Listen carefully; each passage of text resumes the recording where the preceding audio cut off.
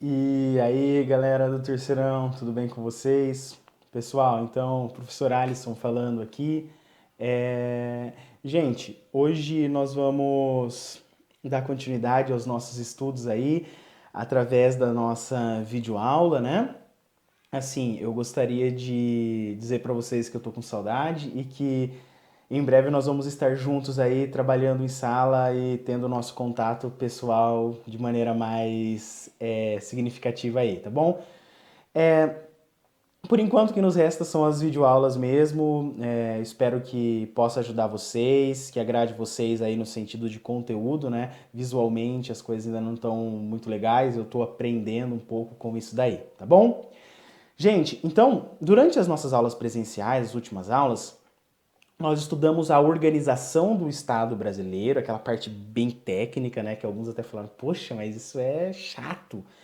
Mas é interessante que a gente conheça a estrutura de funcionamento do nosso Estado. Depois que nós estruturamos o Estado, né, basicamente, nós falamos sobre os setores de poder, né? O setor financeiro, o setor de produção econômica e o governamental. E a gente percebeu que essa noção que a galera às vezes, né, dissemina de um grande político como o herói ou como o errado, né? Isso aí não existe, isso aí tem a ver com todo um processo de construção de uma política, né? De uma política pública, de uma política governamental. Então é claro que existem políticos, homens, sujeitos mais hábeis do que outros, mas não necessariamente são eles que determinam o conjunto como um todo, né?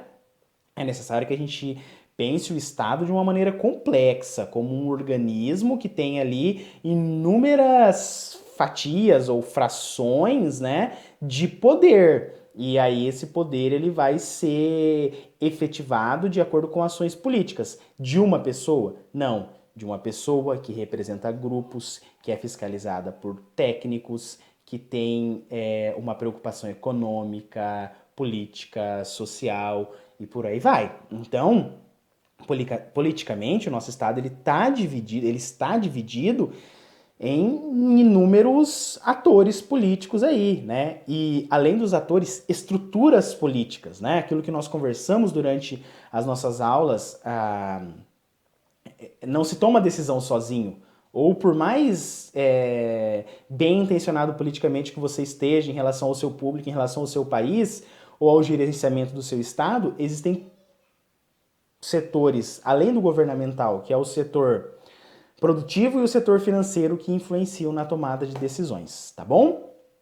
Recentemente nós temos acompanhado, justamente por conta da pandemia aí, vários debates em torno disso, né? O que é o bem, a questão econômica, a questão da saúde, todos esses debates que a gente tem acompanhado na mídia, o desgaste do governo federal, né, com relação aos seus ministros, com relação aos governadores.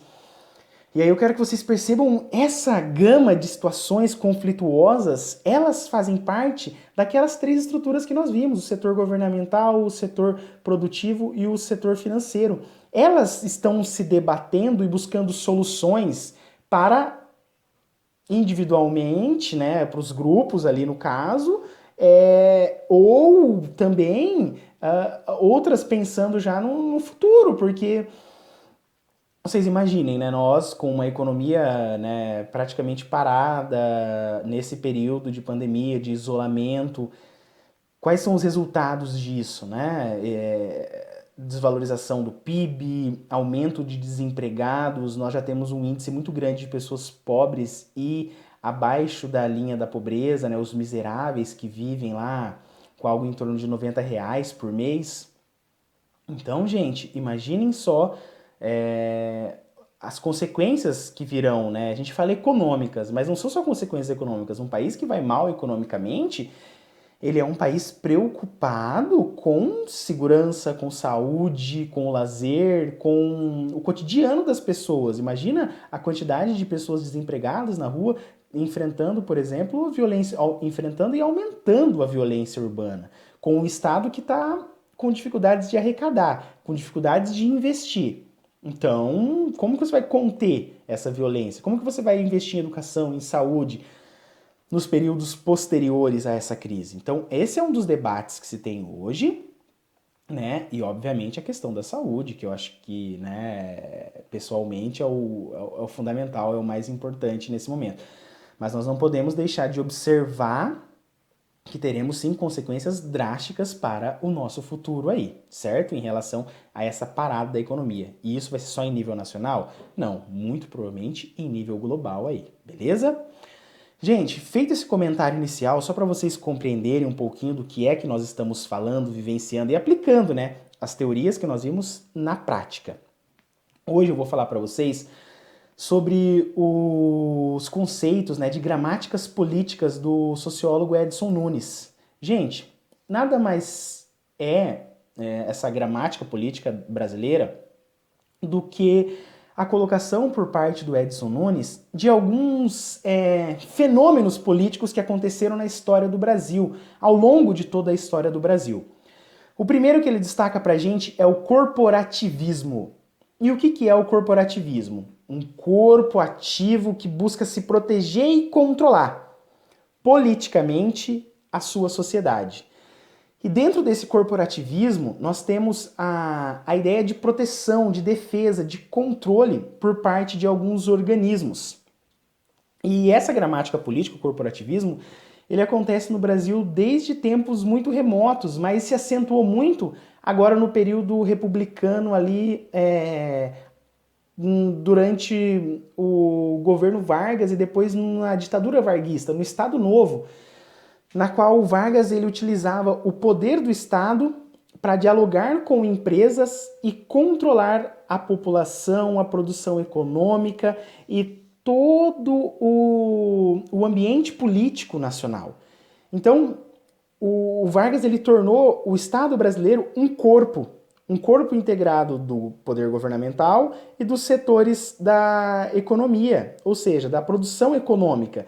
E com isso ele começou a controlar politicamente as pessoas que estavam ligadas a esses dois setores, que obviamente acabavam por distribuir as suas parcelas de poder em todo o território nacional. Então Vargas conseguiu uma efetividade de poder muito grande a partir desse controle das empresas e do Estado brasileiro, o que nós chamamos de corporativismo, certo? Uma proteção ao Estado, mas uma proteção que disfarça um grande controle do chefe de Estado e, claro, de seus aliados sobre uma população, tá? A segunda, e talvez a gramática mais importante trazida pelo Edson Nunes, na qual ele se baseia muito no historiador José Murilo de Carvalho, é o clientelismo. Clientelismo, relação entre clientes. E essa é uma noção muito utilizada aqui no Brasil, infelizmente, e desde o período de descoberta, de exploração colonial do Brasil por parte dos portugueses, na qual a máquina pública, quem está no poder, usa o poder público para quê? Para explorar, para negociar com as outras pessoas. Ou seja, ele se mantém no poder, dando benefícios a partir do dinheiro e do poder público para outras pessoas. E essas pessoas fazem o quê? Alimentam ele no poder, né? O auge disso é ali no início da República Oligárquica no Brasil, com o coronelismo, com a política dos governadores, com a política de café com leite, né? Em que havia ali uma clara negociação entre quem estava no poder e quem queria ter uma parcela de poder. E aí havia ali um diálogo entre esses elementos, né? Entre as pessoas que trabalhavam, que produziam nas cidades, nos estados, e aqueles que estavam no poder. Então havia um diálogo entre esses daqui dependiam desse apoio, quem estava no poder transmitia recursos públicos e essa parcela que estava nas regiões, né, ou nos poderes mais locais, controlavam a sua população, influenciando com que essa população votasse e apoiasse politicamente aqueles que tinham interesse em permanecer no poder. E na variação do clientelismo, nós temos uma coisa que geralmente aparece muito nos vestibulares de vocês, que é a questão do nepotismo, né?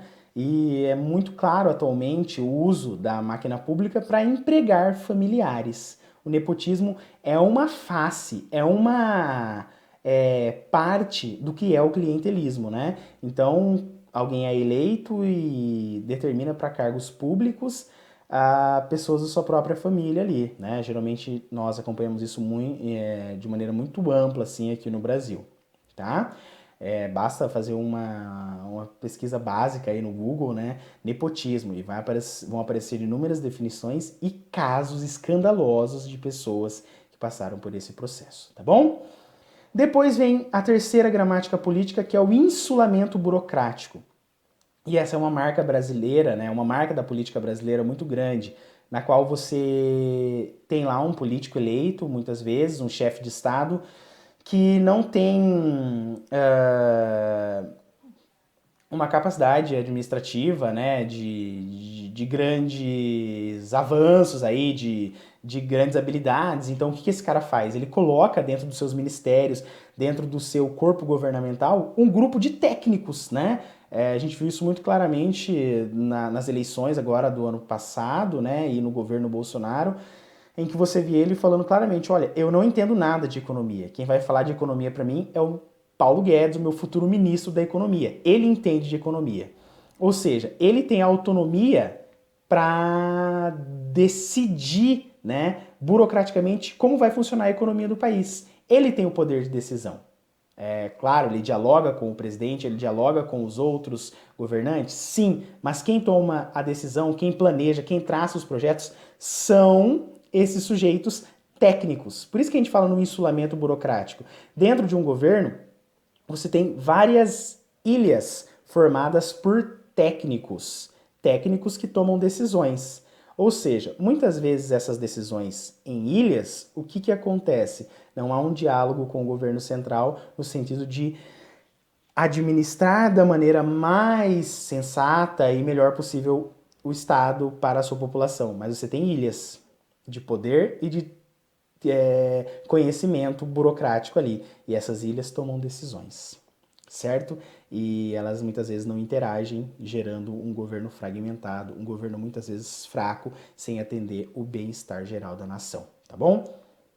E por fim, galera, você tem ali o universalismo de procedimentos, que foi um outro recurso que os estados contemporâneos utilizaram, o Brasil também utiliza, que para evitar laços de clientelismo, para evitar com que pessoas fossem beneficiadas pela lei ou por cargos, né, você tem um universalismo de procedimentos, ou seja, você tem uma lei universal, você tem procedimentos universalizados. Todo mundo vai ser tratado da mesma forma dentro da lei, dentro do uso, principalmente, dos recursos públicos. Você quer um atendimento de saúde, você vai entrar na fila para ser atendido. Você quer fazer uma reclamação na justiça, você vai entrar numa fila e, claro, né, dentro da ideia de universalismo de procedimentos, todo mundo vai ser tratado da mesma forma. Praticamente, nós sabemos que esse processo não acontece, né? Por exemplo, nós temos visto atualmente aí a falta de recursos, né, para tratar e para principalmente diagnosticar o Covid-19.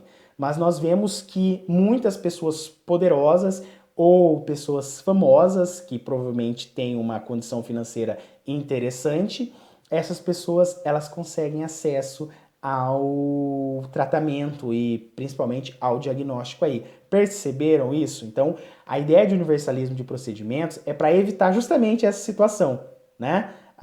Mas nós ainda não conseguimos caminhar para controlar isso daí da melhor forma possível. Gente, as gramáticas políticas apontadas pelo Edson Nunes são essas. Por que são gramáticas, né? São linhas, são regras que escrevem a política brasileira e como é que a política brasileira funciona, tá bom?